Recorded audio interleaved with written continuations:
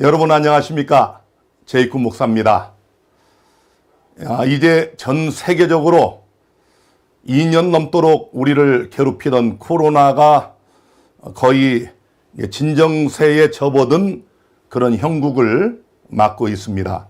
우리나라도 오늘 코로나 확진자의 숫자가 아주 현저히 감소가 되면서 이제 내일부터는 거리두기 이런 모든 것들이 사라지고 영업 제한 이런 것들이 사라진다고 합니다. 아마 머지않아서 마스크도 이제 벗을 날이 올 것 같습니다. 자, 코로나 바이러스 이 확산, 이제 이 세계적 추세가 끝나가면서 제가 바라기는 우리 성경 예언대학원이 하고 있는 이 귀한 요한계시록 강의, 이 말씀의 놀라운 은혜를 통해서 하나님께서 약속한 늦은비 성령의 영적 바이러스가 온 세상에 확산되는 그런 놀라운 은혜가 주어지기를 소망해 봅니다. 여러분 오늘 잘 오셨습니다. 우리 성경 예언대학원 요한계시록 제24 강의 시간이 되겠습니다. 오늘 굉장히 중대한 그런 문제가 우리 앞에 펼쳐지게 될 것입니다. 오늘 요한계시록 11장을 연구합니다. 두 증인의 죽음과 부활, 이런 제목을 가지고 계시록 11장을 연구합니다. 한 가지 여러분이 아셔야 될 것은 요한계시록 11장은 사실은 요한계시록 예언서의 22장 가운데 가장 어려운 또 난해한 예언장이기도 합니다. 그래서 일반 개신교회의 이 계시록 11장의 두 증인에 대한 해석은 그야말로 중구난방, 정말 들을 수가 없을 정도로 다양한 여러 가지 해석들이 난무합니다. 자, 오늘 우리가 정말 성경에 입각하고 역사에 비추어 보면서 계시록 11장을 명쾌하게 풀어내도록 해보겠습니다. 자, 우리는 지금 7교회 그리고 7인을 지나서 7나팔을 공부하고 있지요. 자, 7나팔 중에 6째 나팔이 끝나고, 자, 7째 나팔 그 사이, 요 사이에 지금 우리가 머물러 있습니다. 다시 말하면 계시록 8장부터 11장까지의 하나님께서 나팔 심판으로 세상을 경고하시는데, 여기 6번째 나팔과 7번째 나팔 사이에 하나님께서 간주곡, 삽입곡을 넣으셔서 바로 마지막 때에 남은 교회가 출현하고 그 교회가 어떤 사명을 가지고 있는지, 그리고 성전을 청량하는 아주 중대한 문제를 이곳에 넣어 놓으셨습니다. 자, 바로 이 부분을 이제 오늘 우리가 집중적으로 공부하도록 하겠습니다.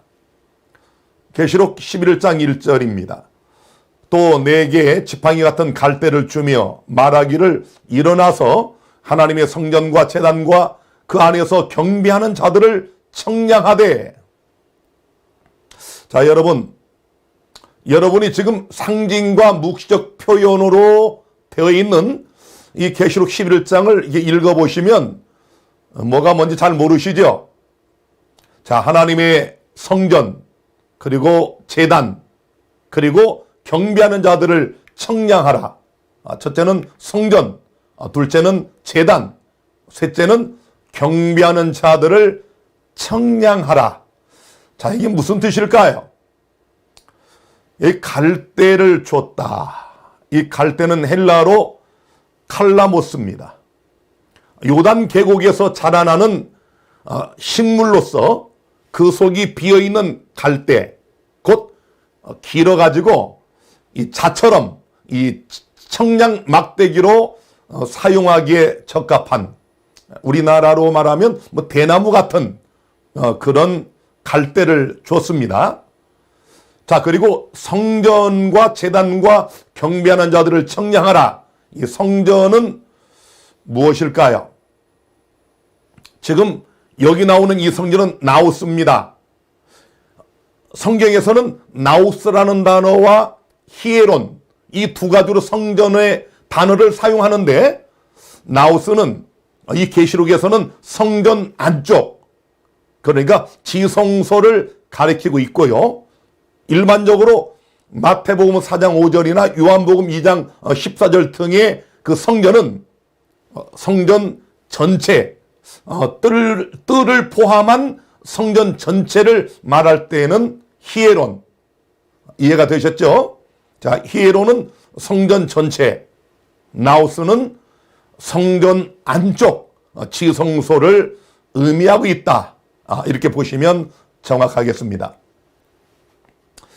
자, 여기서 성전은 어떤 성전일까요? 제가 오늘도 일반 개신교 목사 몇 분의 계시록 11장 강의를 들었습니다.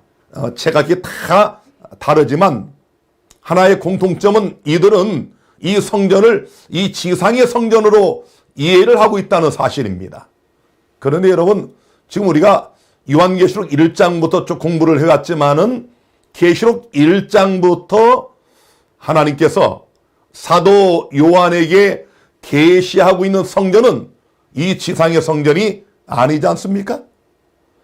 계시록에서 하나님은 하늘 성전을, 실제적으로 하늘에 존재하는 성전을 사도 요한에게 여러 가지 기구와 항목들을 통해서 보여주고 있음을 우리가 확인할 수 있습니다. 특별히 이 요한계시록 11장 마지막 절 19절에 보면은, 이에 하늘에 있는 하나님의 성전이 열리니 성전 안에 하나님의 언약궤가 보이며, 분명히 하늘 성전 아닙니까? 이 지상의 성전을 말하는 것이 아닙니다. 자, 여기 제단은 무엇일까요? 일반적으로 제단하면은 그 성막의 뜰에 있는 번제단 혹은 성소 안에 있는 분향단을 제단이라고 그럽니다. 자, 여기서 제단은 요한이 성전 밖 마당은, 뜰은 청량하지 말라고 했기 때문에 번제단은 제외가 되고 지성소 앞에 있는 분향단을 일컫고 있다는 사실을 우리가 알 수 있습니다. 출애굽기 30장 6절에 보면은 그 단을 증거궤 위, 속죄소 맞은편 곧 증거궤 앞에 있는 장막에 두라. 그 속죄소는 내가 너와 만날 곳이며, 자, 그 단을 쉽게 말하면 속죄소 앞에 둬라. 이해가 되셨죠? 그래서 성경에서는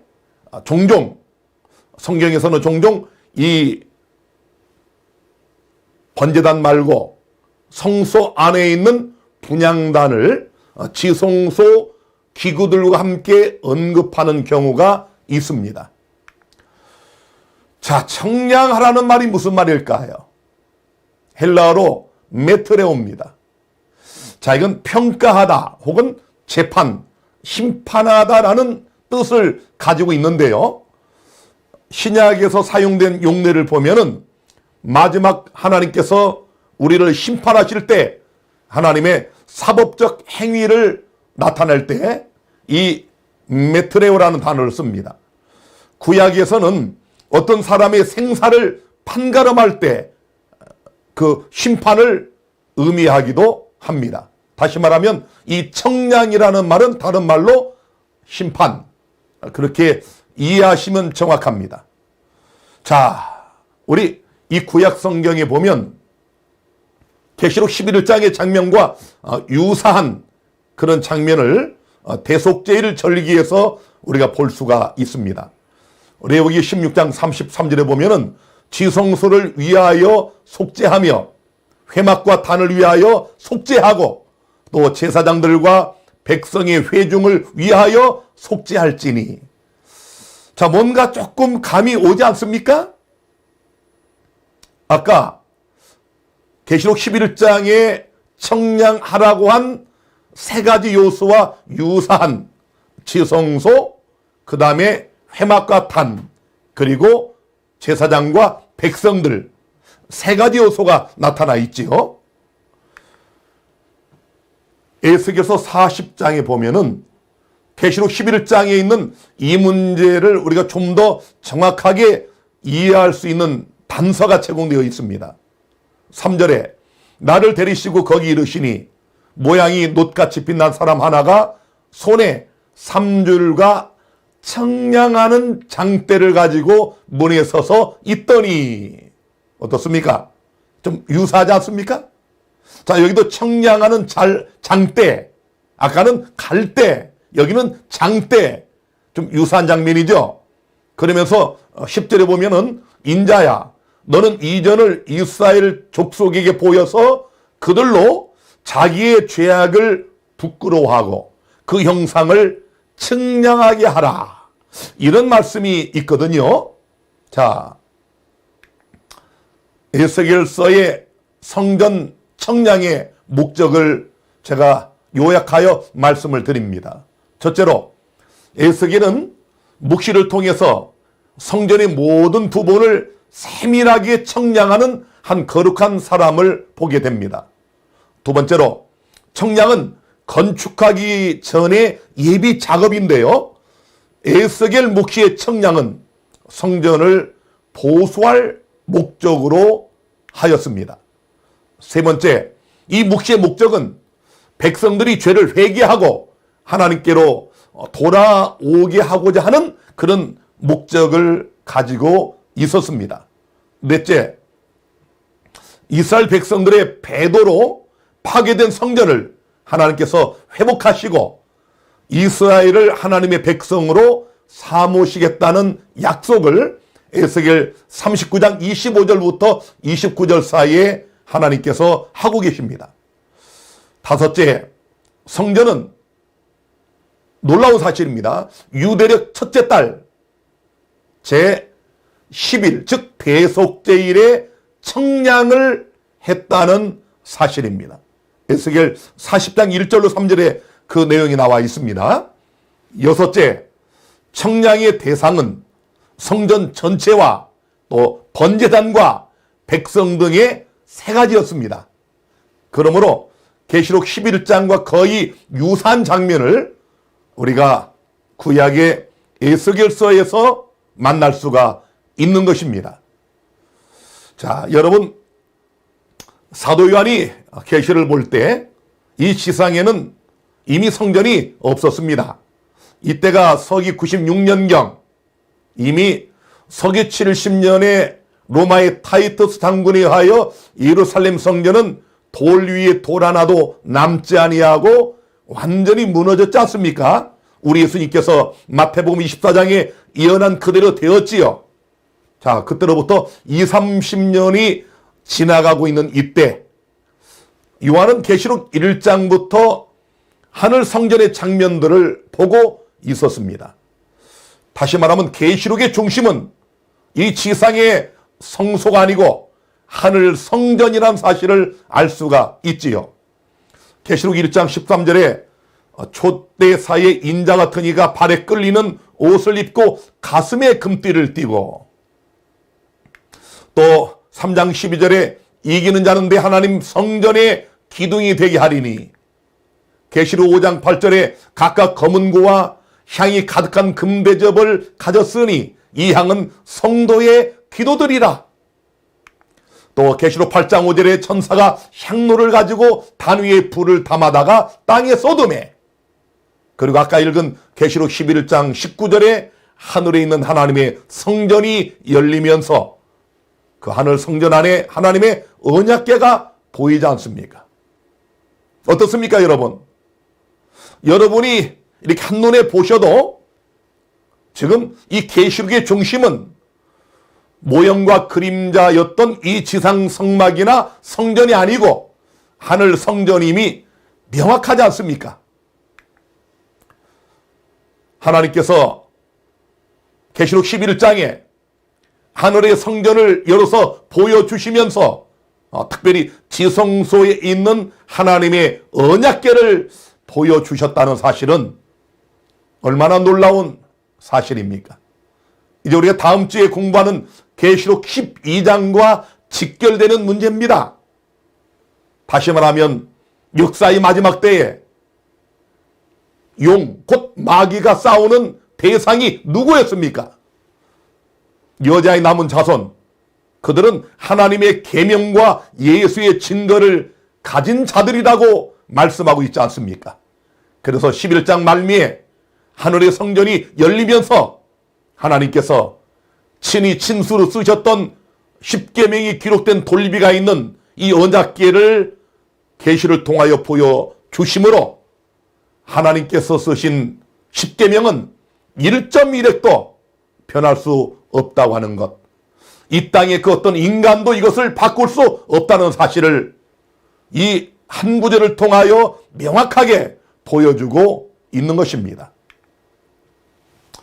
계시록 11장 성전 청량은 하늘 성전과 전적으로 연계되어 있다는 사실을 우리가 한눈에 알 수 있지요. 자, 특별히 아까 말씀드린 것처럼 에스겔서에 보니까 이 성전 청량을 대속제일에 했습니다. 자, 하늘 성전 청량은 모형과 그림자 속에 나타난 대속제일과 연계되어 있다. 아주 중대한 사실 아니겠습니까? 특별히 이 대속제일은 백성들이 스스로 자신을 괴롭게 하는 날이었습니다. 자, 1년 동안 고백한 모든 죄들이 이제 영구히 도말돼서 그들이 죄가 없는 정결한 몸을 가지고 초막절을 맞게 되는 그런 찰나에 그들은 스스로 자기를 괴롭게 했습니다. 만약 그렇게 하지 않으면 그 백성 중에서 끊어져 없어진다고 말씀하신 것처럼 하늘 성전 청량도 거룩한 백성들 외에 성전 밖에 있는 자들은 배제한다, 그런 얘기입니다. 다시 말하면 이 성전 청량의 대상은 하나님의 백성들, 성도들이라는 사실을 명확하게 말씀을 하고 있습니다. 그러므로 이 성전을 청량하는 그 일은 하나님의 인치는 일과 병행이 됩니다. 청량의 목적이 뭡니까? 하나님의 성도들 중에 누가 살아계신 하나님의 인을 받을 것인가? 바로 여기에 그 목적이 있는 것입니다. 다시 말씀드리면, 자, 우리가 공부한 계시록 4장부터 8장 1절까지 7인의 그 역사를 다시 한번 주목해 보시기를 바랍니다. 여기 6째인과 7째인 사이에 간주곡, 삽입곡이 들어가면서, 자, 어린 양의 진노의 큰 날에 능히 설 자가 누구냐? 7장에서 그들이 살아계신 하나님의 인을 받은 14만 4천 명이다 라고 말씀하고 있지 않습니까? 바로 이 부분, 6째인과 7째인 사이에, 자, 이걸 주목하시고 다시 한번 여기 6째 나팔과 7째 나팔 사이에 이미 우리가 계시록 10장을 통해 공부한 것처럼 이 세상에서 일어날 재림운동, 자, 인몽되었던 다니엘서가 역사의 마지막 때 개봉이 되면서 윌리엄 밀러와 재림운동가들이 이 다니엘서의 말씀을 먹었더니 입에는 달았는데 배에는 쓴 경험, 그 대실망 사건을 통하여 여자의 남은 자손이 출현했지 않습니까? 바로 계시록 11장 1절 2절은 대속제일, 지금 영적인 대속제일은 바로 이 시대에 하나님께서 성전을 심판하셔서 하나님의 인받을 자들을 구별하시는 그 일이 있다는 사실을 우리에게 분명히 보여주고 있는 것입니다. 자, 여러분, 이 도표를 잠깐 다시 보시면 하나님께서 우리 인류에게 주셨던 구속의 시간표, 가장 기나긴 2300주야가 끝나면 바로 성소가 정결해지리라는 예언을 따라서 하늘 성소를 정결하게 하시기 위하여 우리 주 예수 그리스도께서 대제사장의 직분을 가지시고 하늘 지성소에 입성하시는 놀라운 일이 있지 않았습니까? 바로 예수님께서 이때 하늘 성소를 정결하게 하기 위하여 하나님의 백성들을 대상으로 성전을 청량하시는, 심판하시는 그 일을 지금 하고 계신 겁니다. 그래서 다니엘서 7장 10절에는 심판을 베푸는데 책들이 펴놓였더라 이렇게 말씀을 하고 있고요. 또 고린도서 5장 10절에는 이는 우리가 다 반드시 그리스도의 심판 앞에 드러나 각각 선악간에 그 몸으로 행한 것을 따라 받으려 함이라고 말씀하고 있습니다. 여러분, 바로 지금은 심판의 때입니다. 하늘의 하나님께서 지금 이 성전 안에 들어와서 하나님을 경배하는 자들을 대상으로 이 심판을 진행하고 계십니다. 누가 과연 살아계신 하나님의 인을 받을 수 있을까요? 자, 2절의 말씀 읽겠습니다.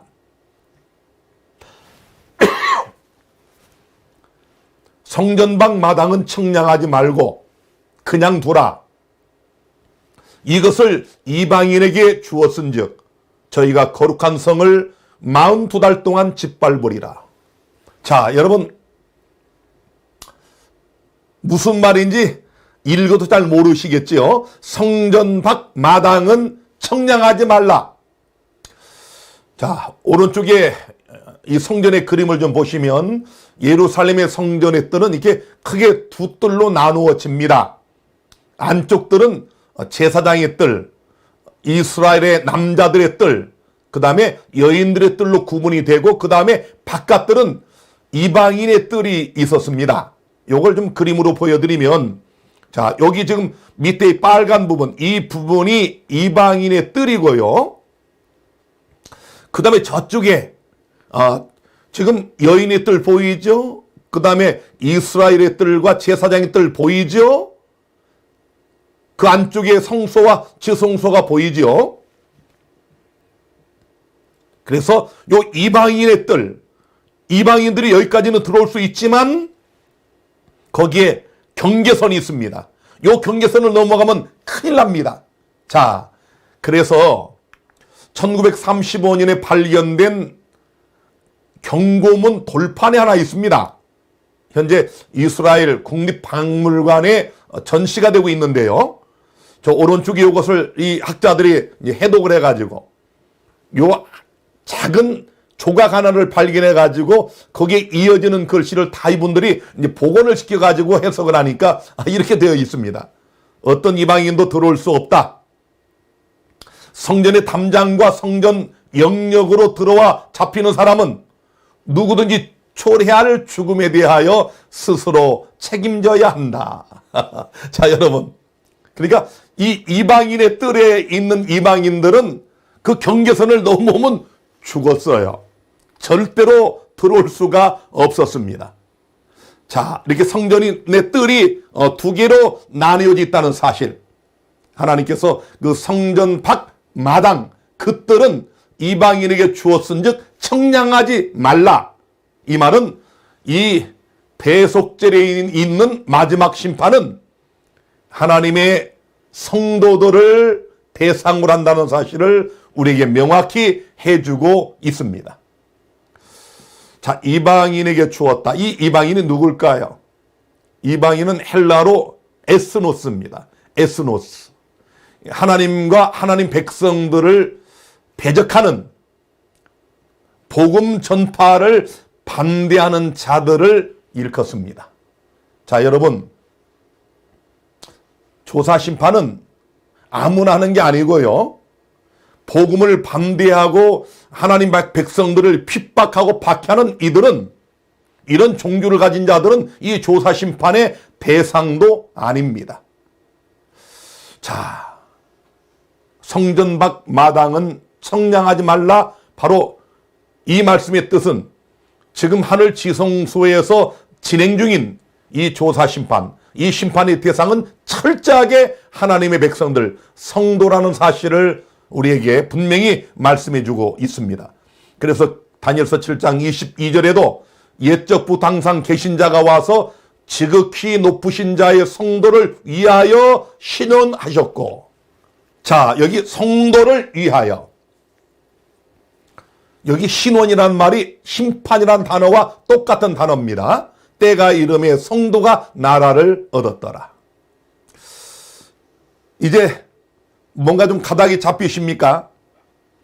하나님께서 역사의 마지막에 하나님 백성들을 대상으로 이 심판을 진행하십니다.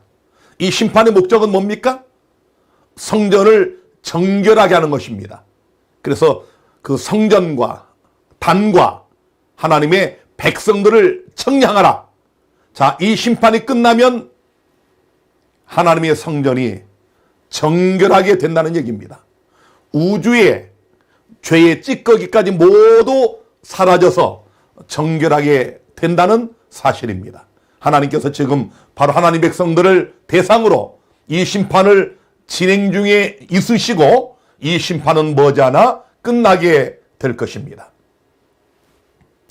자, 그런데 저희가 거룩한 성을 42달 동안 짓밟는다.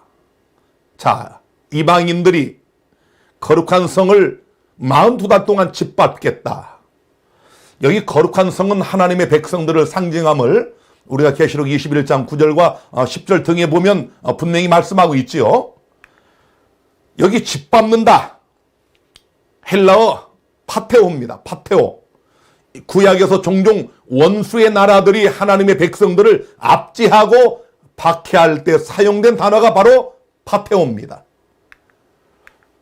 자, 42달은 같은 요한계시록의 11장 3절과 12장 6절 등의 1260일 혹은 한때, 두때, 반때 이렇게 표현이 되어 있는 기간과 동일한 기간임을 우리가 알 수 있습니다. 계시록 12장 6절, 그 여자가 광야로 도망하며 거기서 1260일 동안 저를 양육하게 하여 하나님의 예비하신 곳이 있더라. 자, 12장 14절, 그 여자가 큰 독수리의 두 날개를 받아 광야 자기 곳으로 날아가 거기서 그 뱀의 낫을 피하여 한때와 두때와 반때를 양육받으매. 어떻습니까? 여러분, 거의 유사한 말씀임을 알 수 있지 않습니까?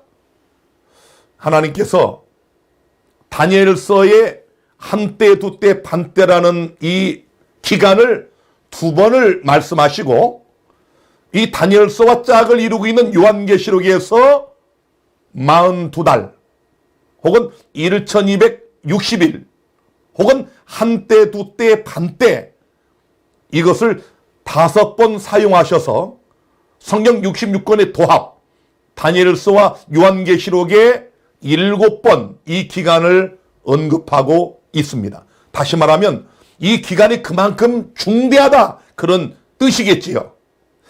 자, 방금 읽은 계시록 12장 6절과 12장 14절. 자, 6절에는 1260일, 14절에는 한때, 두때, 반때. 그런데 다니엘서 7장 25절에 이 작은 뿔이 장차 말로 지극히 높으신 자를 대적하며 또 지극히 높으신 자의 성도를 괴롭게 할 것이며 그가 또 때와 법을 변개코자 할 것이며 성도는 그의 손에 붙임받아 한때와 두때와 반때를 지내리라. 자, 다니엘서 7장 25절과 계시록 12장 14절의 기간이 똑같지요.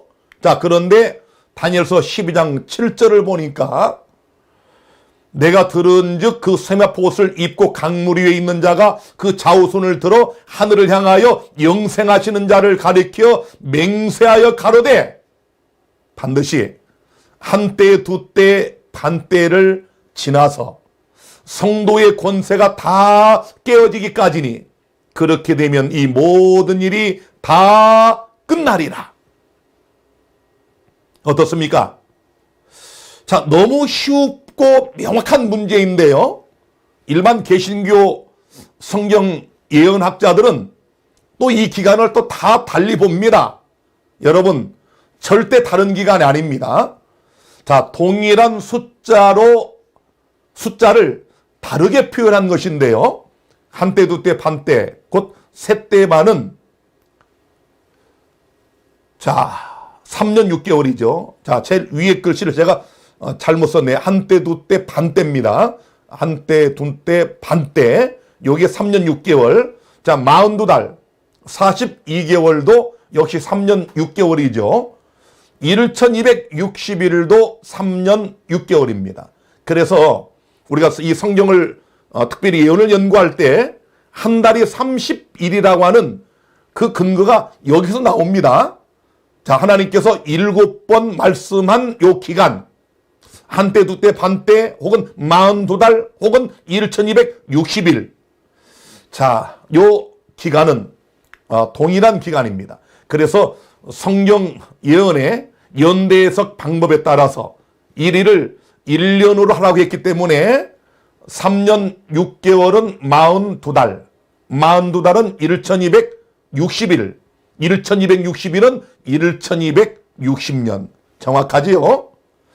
자, 이미 우리가 다니엘서 7장 공부할 때 배웠고 여러분이 잘 아는 기간이지만 다시 말하면 작은 뿔, 로마 카톨릭이 하나님 백성들을 괴롭혔던 중세 암흑시대, 하나님의 진노하시는 때라고 표현된 바로 그때 얼마나 하나님 백성들이 무수히 죽임을 당했습니까? 자, 여기 기독교 역사 3권 327페이지에 비질리우스는 벨리사리우스군의 보호 아래 교황의 자리에 올랐다. 요때가 주후 538년입니다. 그리고 오른쪽 보시면 이때로부터 1260년이 지나가면 1798년이 되는데요. 조금 이따 또 언급하겠지만 이 프랑스 혁명 이후에 혼란한 틈을 타가지고 쿠데타로 정권을 잡게 되는 나폴레옹이 1798년 그의 부하 장군을 통하여 로마 교황 피우스 6세를 붙잡아가는 경천동지할 어마어마한 사건이 벌어지지 않습니까? 그래서 이렇게 이 지상에 사단의 대리자인 로마 카톨릭이 120년도 아니고 1260년, 아니 어마어마하지 않습니까?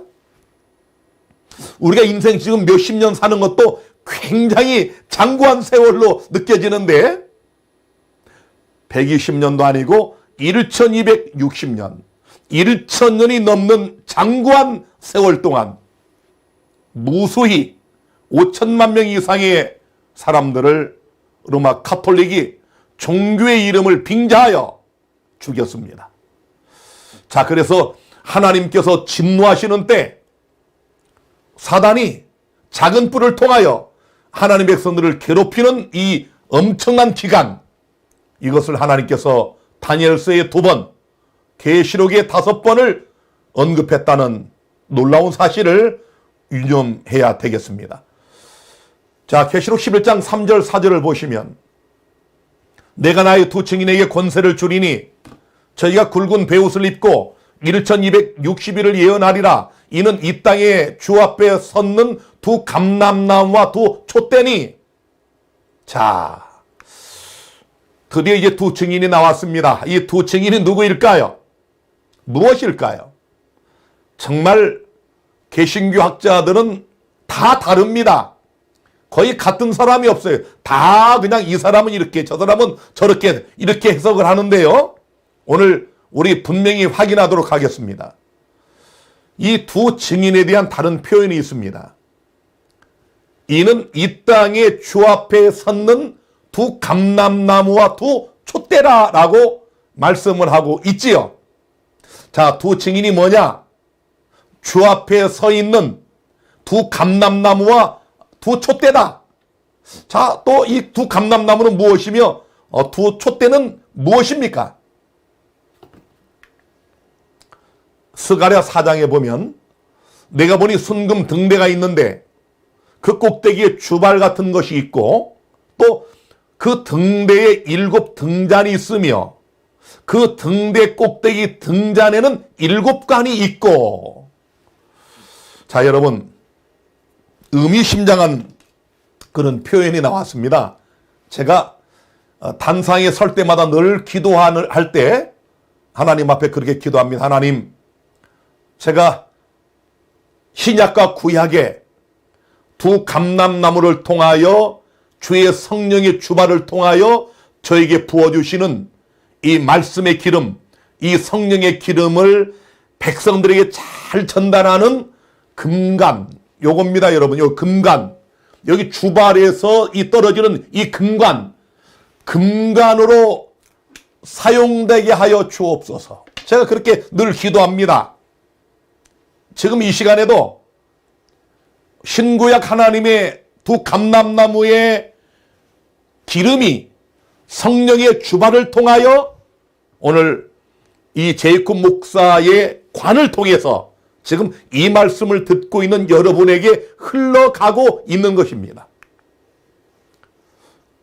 스가랴 4장 3절에 보니까 그 등대 곁에 두 감람나무가 있는데, 이 두 감람나무가 나오죠? 하나는 그 주발 우편에 있고 하나는 그 좌편에 있나이다. 자, 여러분, 그러면서 14절에 보니까 가로되 이는 기름 발리운 자 둘이니. 자, 여러분, 계시록 11장에 이 두 감람나무, 두 증인, 이 두 촛대가 누구냐? 무엇이냐? 이는 기름 발리운 자 둘이니 온 세상에 주 앞에 모셔 섰는 자니라. 자, 그래서 어떤 분들은 제가 오늘 개신교 목사 몇 사람 걸 들어보니까 사람이라는 겁니다. 유대인 대표, 또 일반 기독교 대표, 우리 교회 대표, 유대교회 대표, 뭐 사람이라고 또 이렇게 해석하는 그런 분이 있었습니다. 여러분, 계시록 11장의 두 증인이 사람일까요? 그런 분들이 한 가지 놓치는 아쉬운 것이 뭐냐면은 요한계시록은 묵시적인 표현입니다. 상징적인 것입니다. 문자적인 것도 있지만 거의 대부분이 상징이에요. 자, 그래서 이 두 증인을 사람으로 보는 것은 온당하지 않습니다. 왜냐하면 이 두 증인이 1260년 동안 베옷을 입고 예언한다고 그랬거든요. 어떤 사람이 1260년을 살 수 있단 말입니까? 사람이 아니지요. 자, 감람류는 등불의 주 연료입니다. 여기 이는 이 땅의 주 앞에 섰는 두 감람나무라고 했는데 이 감람류, 자, 우리가 옛날에 그 호롱볼 혹은 호야를 켜고 살았죠. 거기다가 이 석유를 벗어 썼습니다. 이 감람류. 그런데 성경은 이 감람류 등을 성경을 나타내는 것으로 분명히 말씀하고 있습니다. 시편 119편 105절에 주의 말씀은 내 발의 등이요 내 길의 빛이니이다. 119편 130절에 주의 말씀을 열무로 우둔한 자에게 비추어 깨닫게 하나이다. 자, 이제 좀 눈치를 채셨습니까? 요한계시록 11장의 두 증인은 사람이 아닙니다. 자, 무엇일까요? 하나님께서 성령의 영감을 통하여 기록하신 신구약 성경, 곧 하나님의 말씀을 의미하고 있습니다. 다시 한번, 두 증인은, 한 증인은 구약, 또 한 증인은 신약. 자, 이렇게 말씀드리면 아직 이해를 못 하시는 분들이 있어서 제가 정확하게 설명을 좀 해드리겠습니다. 요한복음 5장 39절에 예수님께서 너희가 성경에서 영생을 얻는 줄 생각하고 성경을 상고하거니와 이 성경이 곧 내게 대하여 증거하는 것이로다. 어떻습니까? 예수님께서 말씀하시기를 이 성경이 곧 나에 대하여 증거한다, 증인이다, 그런 말씀인데요. 제가 정확한 근거를 대어 드리겠습니다. 자, 여러분, 지금 우리가 공부하는 계시록 11장 6절을 보시면은 또 권세를 가지고 물을 변하여 피가 되게 하고, 누구 생각이 납니까? 모세 생각이 나죠? 말라기 4장 4절에 보니까 너희는 내가 호렙에서 온 이스라엘을 위하여 내 종 모세에게 명한 법, 곧 율례와 법도를 기억하라. 자, 계시록 11장 6절에 보니까 저희가 권세를 가지고 하늘을 닫아 그 예언을 하는 날 동안 비 오지 못하게 하고, 여러분 3년 6개월 동안 비 오지 못하게 했던 엘리야가 생각나지요? 자, 다시 말라기 4장 5절에 보니까 보라, 여호와의 크고 두려운 날이 이르기 전에 내가 선지 엘리야를 너에게 보내리니. 여러분 이해가 되십니까? 자, 말라기서, 자, 구약 39권을 마무리 짓는 마지막 책 이 말라기, 그 다음에 예수님께서 오시기까지는 한 400여 년 동안의 침묵기가 있죠.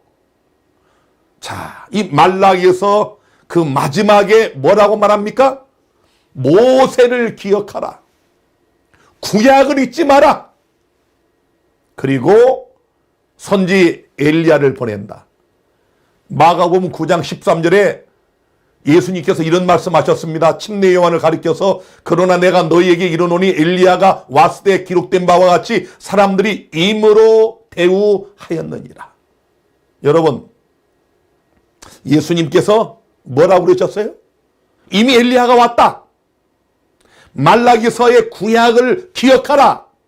그리고 엘리야가 오리라. 신약 시대가 온다, 그런 말입니다.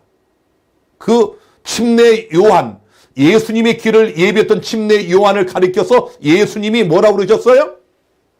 엘리야가 이미 왔다. 신약 시대가 왔다는 것입니다. 자, 더 놀라운 사건이 하나 있습니다. 마태복음 17장 1절 3절에 엿새 후에 예수께서 베드로와 야고보와 그 형제 요한을 데리시고 따로 높은 산에 올라가셨더니 저희 앞에서 변형되사 그 얼굴이 해같이 빛나며 옷이 빛과 같이 휘어졌더라. 때에 모세와 엘리야가 예수로 더불어 말씀하는 것이 저에게 보이거늘. 자, 여러분, 어떤 장면입니까? 변화산 사건이죠. 예수께서 순식간에 변형되시면서 예수님을 가장 사랑하는 베드로와 요한과 야고보가 보는 가운데서 나중에 우리가 구속받을 때의 그 신령한 몸으로 변형이 되시면서 양옆에 누가 있었습니까? 엘리야와 모세가 있었습니다. 자, 살아서 승천한 엘리야, 죽었다가 부활하여 승천한 모세, 예수님께서 재림하실 때 살아서 승천할 자들과 죽었다가 부활하여 승천할 자들을 대표하는 두 사람. 그런데 더 놀라운 사실은 아까 예수님께서 뭐라고 그러셨어요? 이 성경이 곧 내게 대하여 증거하는 것이로다. 모세, 구약의 대표, 엘리야, 신약의 대표, 이 양날의 칼, 예리한 검보다 더 예리한 하나님의 신구약 성경의 말씀이 곧 나에 대하여 증거한다고 주님이 말씀하고 있지 않습니까? 그러므로 계시록 11장에서 말씀한 두 증인은 분명히 신구약 성경임을 확인할 수가 있겠습니다. 그런데 내가 나의 두 증인에게 권세를 주겠다고 그랬습니다. 자, 권세를 주겠다. 구약과 신약, 곧 성경이 권세를 받았다는 그런 말씀입니다. 마가복음 1장 27절에 예수님 말씀을 들은 사람들이 다 놀라서 서로 물어 가로되 이는 어찌미뇨? 권세 있는 새 교훈이로다. 하나님 말씀은 권세가 있습니다. 또 마가복음 1장 22절에도 무사람이 그의 교훈에 놀라니 이는 그 가르치는 것이 권세 있는 자와 같고, 오늘 요한계시록 11장의 강의를 듣는 여러분 모두에게 요한계시록 11장의 이 말씀이 성령의 권세 있는 말씀이 되기를 바랍니다. 자, 그 다음에 이제 이 굵은 베옷을 입고 1260일을 예언한다고 말씀을 했지요. 아까 말씀드린 것처럼 1260년의 중세 암흑기입니다. 자, 굵은 베옷을 입었다. 바로 이 중세 암흑기 기나긴 1000년이 넘는 이 기간 동안 하나님의 말씀인 성경이 당한 순환의 역사를 여기 말씀하고 있습니다. 1299년 로마 교황권은 평신도들이 성경을 소유하는 것도 법으로 금해버렸습니다. 성경을 소유하면 재판의 해부였어요. 죽을 수 있습니다. 자, 여러분, 그래서 이 중삼기 기간 동안 하나님을 대적하는 이방인들에 의하여 하나님 말씀이 이렇게 박해를 받고 마치 사람이 죽어서 있는 그 베옷을 입고 슬퍼하며 예언하고 있는 성경의 순환의 역사를 우리가 이 말씀을 통해 확인할 수 있지 않습니까? 5절 보시면 만일 누구든지 저희를 해하고자 한즉 저희 입에서 불이 나서 그 원수를 소멸할지니 누구든지 해하려 하면 반드시 이와 같이 죽임을 당하리라. 자, 이 무슨 말일까요? 만약 누구든지 하나님의 말씀 이 두 증인을 해하고자 하면 이 두 증인의 입에서 불이 나와가지고 원수를 소멸한다. 그리고 죽임을 당한다. 자, 이렇게 사람의 입에서 이 불이 나오는 것을 의미할까요? 그렇지 않습니다. 사실은 이 말씀은 궁극적으로 역사의 마지막에 사단과 불의한 자들과 악인과 죄인들과 잘못 믿은 자들이 받을 궁극적인 형벌을 말씀하고 있습니다. 계시록 20장 9절과 10절에 저희가 지면에 널리 퍼져 성도들의 진과 사랑하시는 성을 두름에 하늘에서 불이 내려와 저희를 소멸하고 또 저희를 미혹하는 마귀가 불과 유황못에 던지우니 거기는 그 짐승과 거짓 선자도 있어 세세토록 밤낮 괴로움을 받으리라. 하나님 말씀을 대적하는 자들의 궁극적 결말. 그래서 계시록 20장 14절에도 사망과 음부도 불못에 던지우니 이것은 둘째 사망 곧 불못이라고 말씀을 하고 있습니다. 하나님의 말씀을 대적한 결과는 유황불로 존재 자체가 영원히 사망당하는 소멸되는 이런 결과를 맞을 것이라고 말씀하고 있습니다. 6절입니다. 저희가 권세를 가지고 하늘을 닫아 그 예언하는 날 동안 비오지 못하게 하고 또 권세를 가지고 물을 변하여 피되게 하고 아무 때든지 원하는 대로 여러 가지 재앙으로 땅을 치리로다. 자, 하늘을 닫아서 그 예언을 하는 날 동안 비가 오지 못하게 하겠다. 이것은 배도한 교회, 자, 하나님을 섬긴다고 하고 예수님을 구주로 믿는다고 하는 이 배도한 교회, 로마 카톨릭 교회가 1260년 동안 그들이 당할 영적인 가뭄을 예언한 말씀입니다. 우리가 이미 다니엘서를 공부할 때 일곱 교회, 일곱인을 공부할 때 역사를 통해 확인했지만 이렇게 하나님을 대적한 자들에게 하나님께서 영적 가뭄을 주지 않습니까? 그래서 그들이 진리를 땅에 던지고 하나님을 대적하고 성도를 괴롭게 하고 이럴 때 그들은 하나님 말씀을 완전히 떠나서 정말 도저히 상상이 안 되는 온갖 인간이 만들어 놓은 교리를 가득 채워버리는 영적 가뭄을 하나님께서 예언을 해 놓으셨습니다. 또 물을 변하여 피가 되게 하고 여러 가지 재앙으로 땅을 치리로다. 이건 출애굽 당시에 애굽에 내린 재앙 중에 물이 피가 되게 하는 그 재앙을 언급함으로 배도한 교회가 장차 받을 궁극적 심판, 그것을 의미하고 있습니다. 7절입니다. 저희가 그 증거를 마칠 때 무적행으로부터 올라오는 짐승이 저희로 더불어 전쟁을 일으켜 저희를 이기고 저희를 죽이를 터인즉. 자, 이제 점점 계시록 11장에 흥미진진한 장면으로 들어가게 됩니다. 자, 하나님 말씀이 그 증거를 마칠 때쯤에 무저갱으로부터 올라오는 짐승이 있다 그랬습니다. 무저갱이란 말은 혼돈 상태를 말합니다. 여러분, 1798년에 베르티의 장군이, 나폴레옹의 부하 장군이 피우스 6세 교황을 잡아감으로 1260년 동안에 장구한 이 중세암흑기를 끝내게 되지만, 그런 혼란한 즈음에 이 하나님 말씀이 거의 맞춰질 그 즈음, 혼란한 무저갱과 같은 바로 그런 시기에 짐승이 올라와요. 짐승이. 자, 이 짐승은 우리가 잘 아는 것처럼 나라를 의미하고 있죠. 다시 말하면 1260년 동안 베옷을 입고 하나님 말씀이 증가하던 일을 거의 마칠 때쯤, 중세암흑기가 거의 끝나갈 그 혼란한 상황 속에서 등장하는 나라를 여기 예언하고 있습니다. 이 나라가 어느 나라일까요? 우리가 역사를 보면은 바로 1260년의 중세암흑기가 종말을 가져오게 된 1798년에 나폴레옹이 그 일을 감행하게 되는데, 바로 그 일은 그 이전에 프랑스 혁명을 통하여 가능했습니다.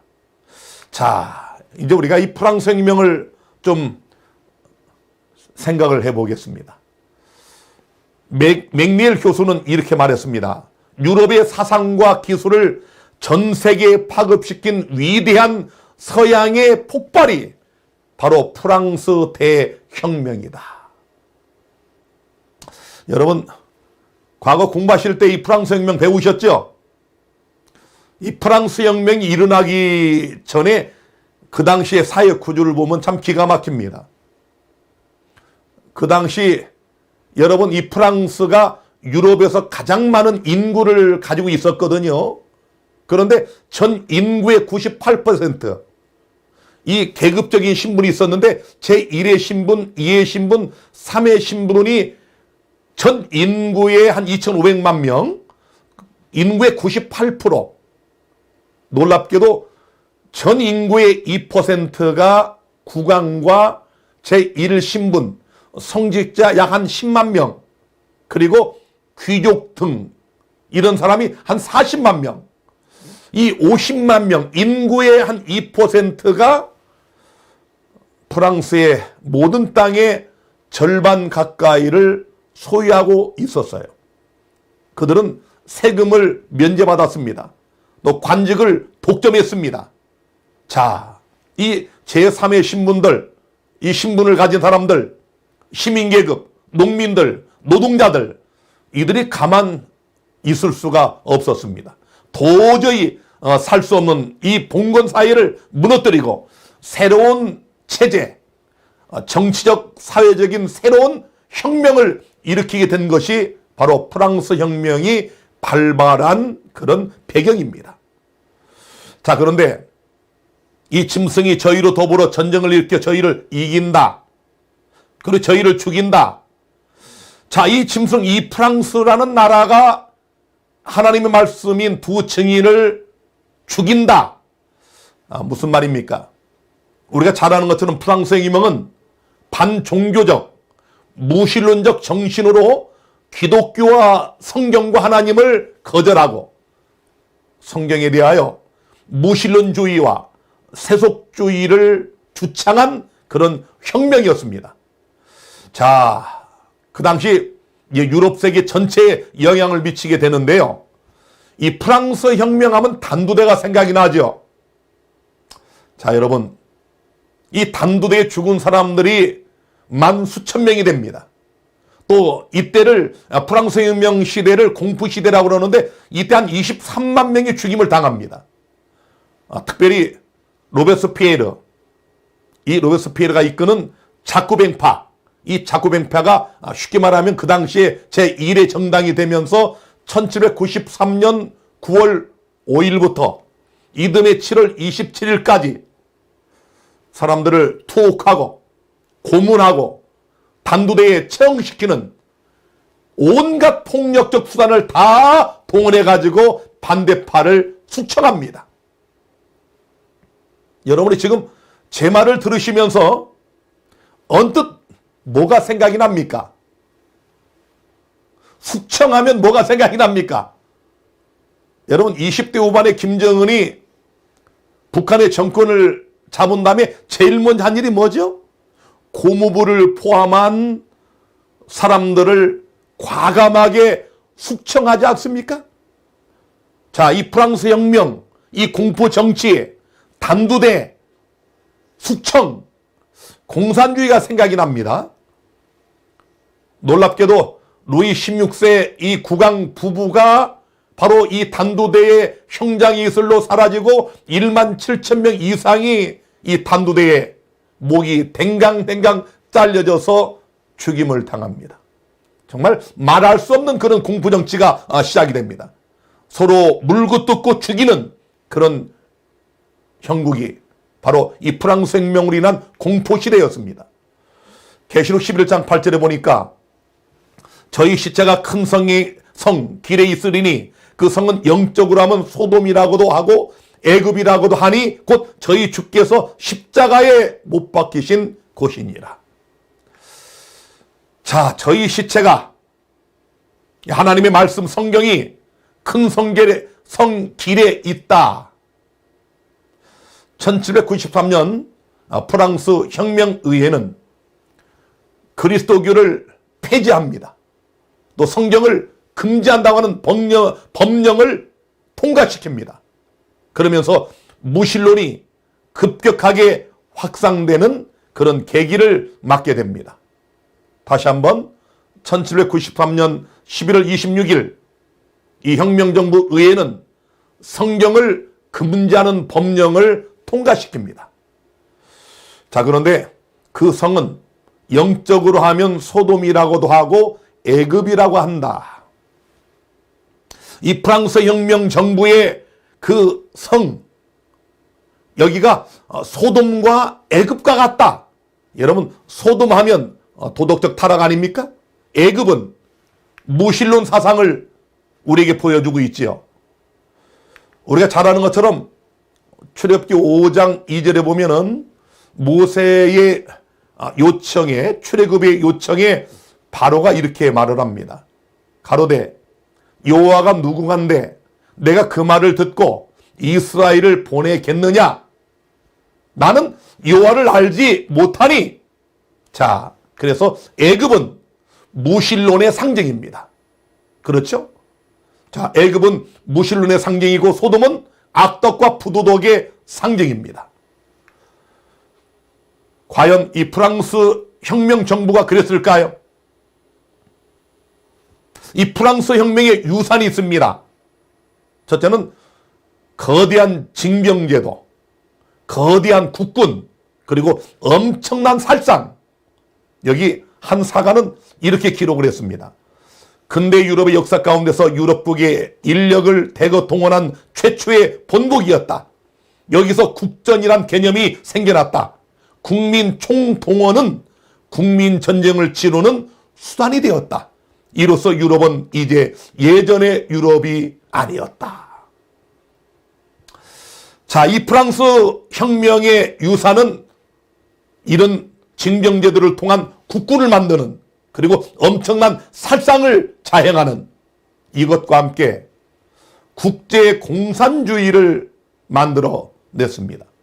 놀라운 것은 1848년에 공산주의를 선언한 칼막스나 또 1917년에 사회주의 혁명, 볼세비키 혁명을 일으켰던 레닌과 트로츠키, 자, 이런 사람들이 바로 프랑스 혁명의 그 사상을 연구해서 이 공산주의로 발전시켰다는 놀라운 사실입니다.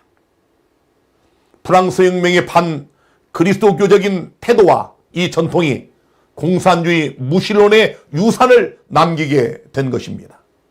그래서 여러분, 지금 우리가 살고 있는 21세기까지 프랑스 혁명 이후에 공산주의를 통해 가지고 지금까지도 인류의 거의 4분의 1이 바로 이 공산주의, 사회주의 사상을 가진 그런 통치 아래 살고 있지 않습니까?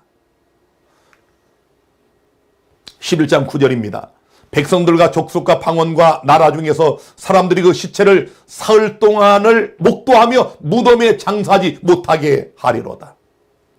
자, 두 증인이 죽임을 당해서 사흘 반 동안 자, 이런 순환을 겪는다고 예언을 했습니다. 프랑스 혁명은 하나님을 부정하고 성경을 철저히 파괴시켰습니다. 군중은 공개적인 장소에서 유대교와 그리스도교회의 거룩한 책들을 불살라버렸습니다.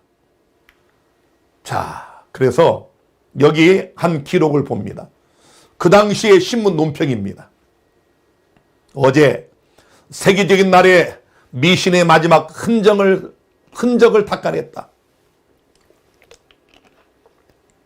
마을 광장에서 점화된 큰 불은 거룩한 초상화들과 그림들을 태우는 불꽃의 화관으로 타올랐다.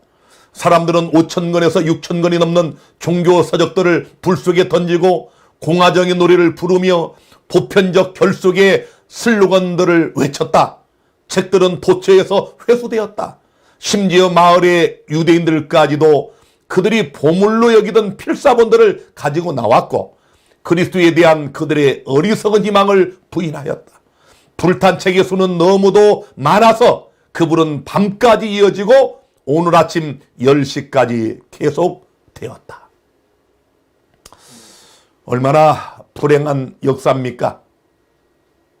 아까 이 두 증인이 그렇게 순환받을 것을 하나님이 예언을 하셨고 프랑스 혁명의 역사에서 하나님을 섬기던 유대인들과 그리스도인들까지도 이 일에 가담하여 성경과 모든 하나님에 대한 책들을 길거리에서 온종일 불살라버리는 이런 엄청난 일들이 벌어지게 됐습니다. 아까 말씀드린 것처럼 1793년 11월 23일 종교의식을 폐지하는 법령이 공포됩니다.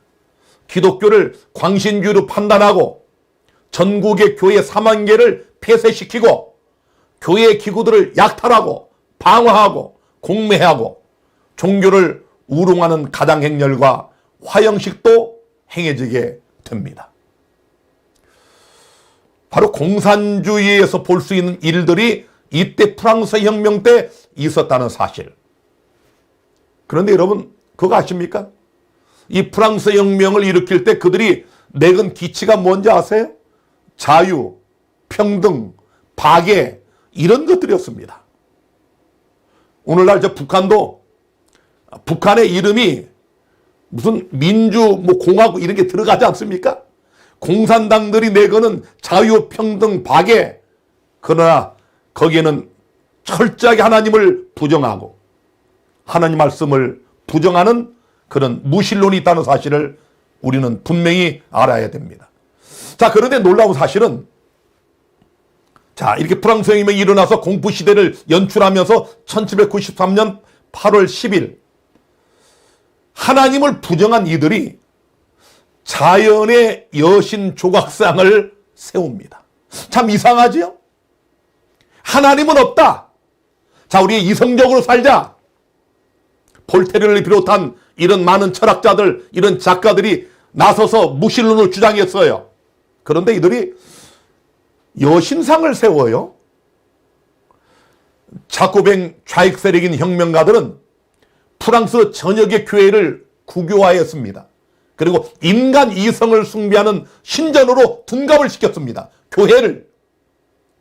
혁명가들은 곧이어서 이성 숭배를 최고 존재의 재전으로 다시 탈바꿈 시켰습니다.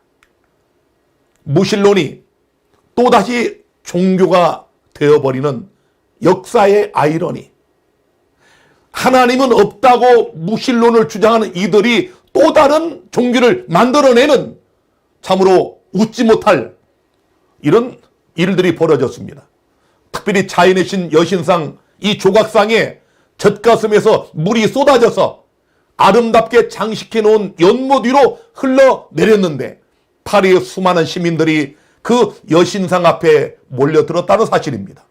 그리고 아주 멋지게 생긴 오페라 여가수를 바로 이 여신처럼 그들이 이렇게 가장격리를 하면서 떠받들고 그대의 민족들의 주관자여 그 문명됨과 야만됨을 시비하지 않노라. 오 자연이여 이 위대한 국민은 그대에게 합당한 국민이로다. 여러분 신을 하나님을 부정한 살아계신 하나님을 없다고 하는 이 무신론 이 공산주의가 이 혁명 바로 이것의 결말이 결국은 가장 야만스럽게 되어버리는 비이성적인 이런 조각상을 만들고 마치 우상을 숭배하듯 하는 이런 형태로 나타난다는 참으로 슬픈 역사를 오늘 우리가 확인하게 됩니다. 무엇보다 이 혁명 정부는 반그리스도적인 신역법을 1793년 11월 24일에 제정을 합니다. 다시 말하면 그레고리력, 오늘날 이 태양력, 우리 예수님이 탄생한 주전과 주후, 예수께서 탄생한 날을 기점으로 하는 이 BC와 AD, 자 이걸 버리고 왜냐하면 그 자체가 이 성경과 연결되어 있다. 그래서 이 혁명정부는 1년 365일은 똑같이 하되 자 모든 달을 30일로 맞춥니다. 그리고 놀라운 사실은 일주일이 7일이 아니고 십진법에 따라서 열흘로 만들어 버립니다.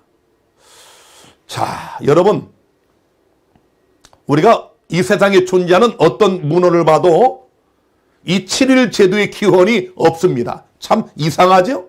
왜 그렇습니까? 창세기 1장에 나타나 있기 때문에 그렇습니다. 이 주일 제도, 일주일 제도는 너희가 엿새 동안 힘써 일할 것이나 일곱째 날은 나의 안식일이다. 창조의 기념일로 만드신 안식일, 이 7일 제도.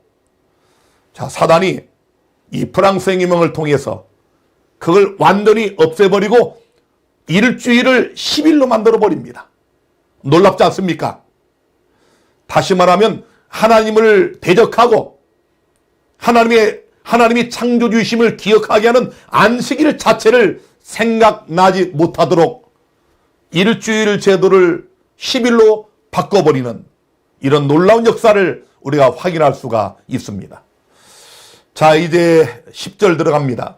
이 두 선지자가 땅에 거하는 자들을 괴롭게 한 거로 땅에 거하는 자들이 저희의 죽음을 즐거워하고 기뻐하여 서로 예물을 보내리라. 자 무슨 얘기입니까?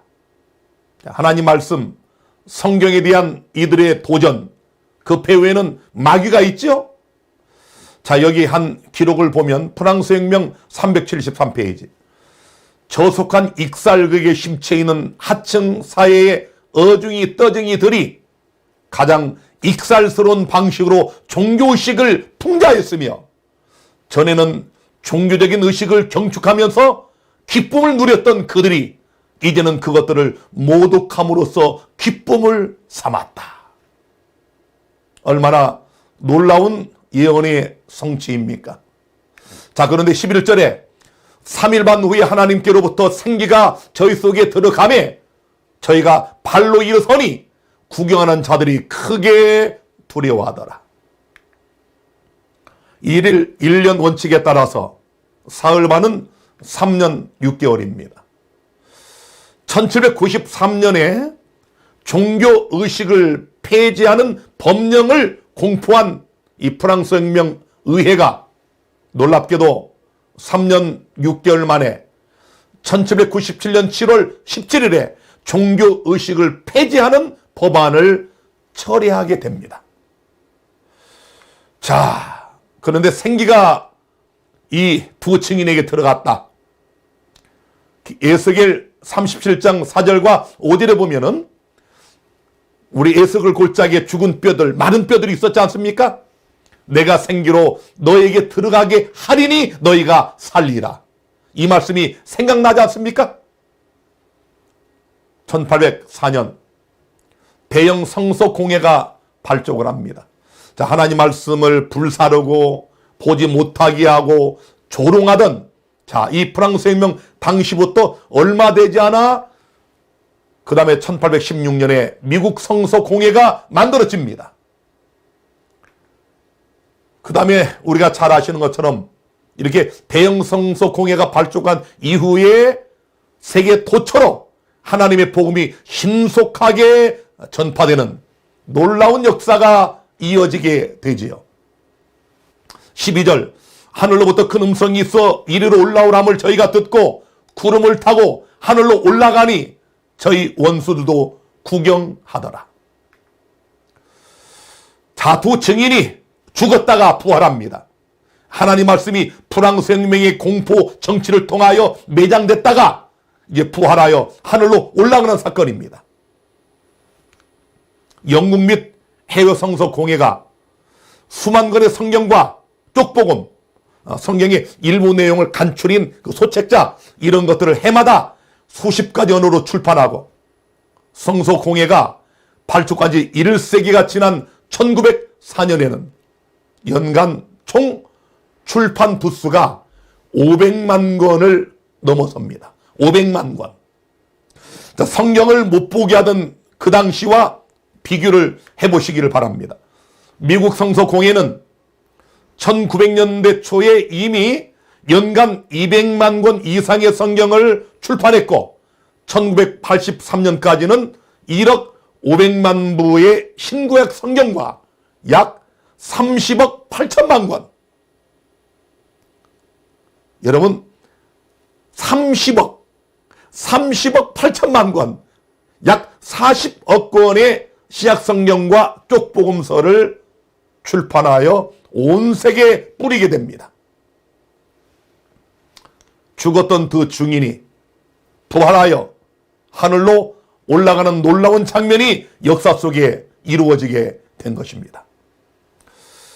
13절에 그 시에 큰 지진이 나서 성 10분의 1이 무너지고 지진에 죽은 사람이 7천이라 그 남은 자들이 두려워하여 영광을 하늘의 하나님께 돌리더라. 자, 큰 지진이 일어났다. 프랑스 혁명은 세계사에서 큰 지진과도 같은 격변적 사건이었습니다. 이 프랑스 혁명으로 근대 민족주의의 정신을 진작시켰고 근대 국민 개병제와 군제와 대규모 병력 동원과 엄청난 살상전쟁을 도입함으로 세계사의 변화에 큰 지진과 같은 지대한 영향을 끼쳤습니다. 마지막입니다.